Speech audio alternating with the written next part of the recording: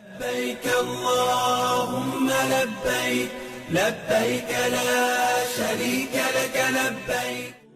بسم اللہ الرحمن الرحیم. السلام علیکم. پرائیویٹ حج اسکیم کے تحت حج پر جانے والے ہزاروں خواتین و حضرات آج کل سخت ذہنی اضطراب اور قلبی صدمے کا شکار ہیں. کہیں سے کوئی امید کی کرن پھوٹتی ہوئی نظر نہیں آ رہی. ایسے موقع پر ہمارا رویہ کیا ہونا چاہیے اور کیا ایسا پہلے بھی کبھی کسی کے ساتھ ہوا ہے؟ تو آئیے آج میں تاریخ اسلام سے آپ کو ایک سچا واقعہ سناتی ہوں. اگر آپ اس چینل پر نیو ہیں تو چینل کو سبسکرائب کر دیجئے اور میری ویڈیو کو لائک اور شیئر کر دیجئے اور بیل آئیکن کو پریس کرنا مت بھولیے گا تاکہ میری ہر آنے والی ویڈیو آپ کو مل سکے. ہجرت کا 6واں سال تھا اور ذیقعد کا مہینہ.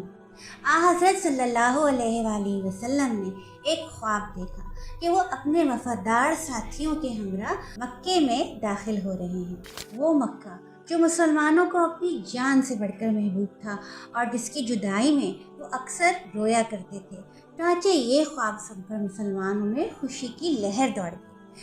آپ صلی اللہ علیہ وآلہ وسلم اپنے 1400 صحابہ اور قربانی کے اونٹوں کے ہمراہ مکے کی طرف روانہ ہوئے. ذوالحلیفہ کے مقام پر سب مسلمانوں نے احرام کی نیت کر لی، لیکن مکے کے قریب حدیبیہ کے مقام پر پہنچے تو قریش کی ازلی دشمنی مسلمانوں کا راستہ روک کر کھڑی ہو گئی.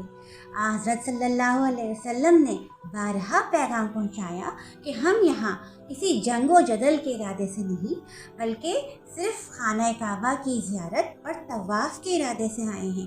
لیکن قریش نے مسلمانوں کی ایک نہ سنی.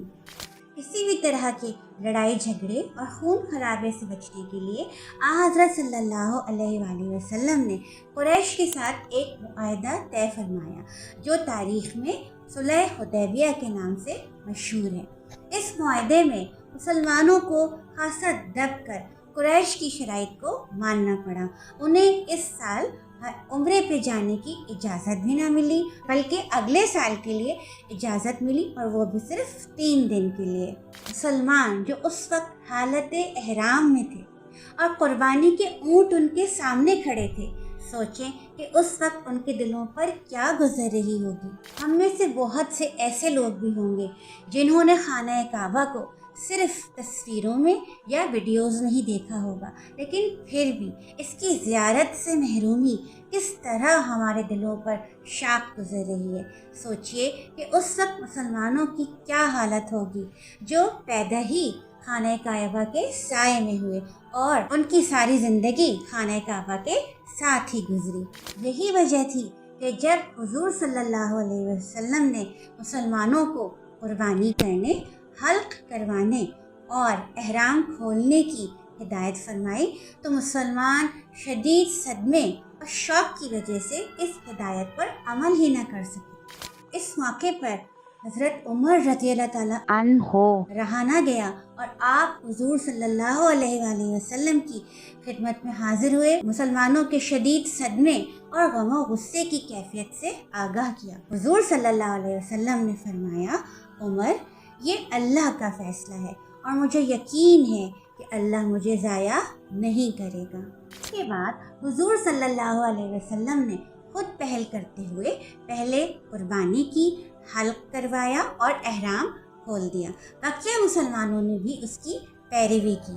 ٹوٹے ہوئے دلوں اور پرنم آنکھوں کے ساتھ مسلمان مدینہ واپس لوٹ گئے. راستے میں ہی اللہ تعالیٰ نے سورہ فتح کی ابتدائی آیت نازل فرمائی جس میں صلح حدیبیہ کو فتح مبین قرار دیا.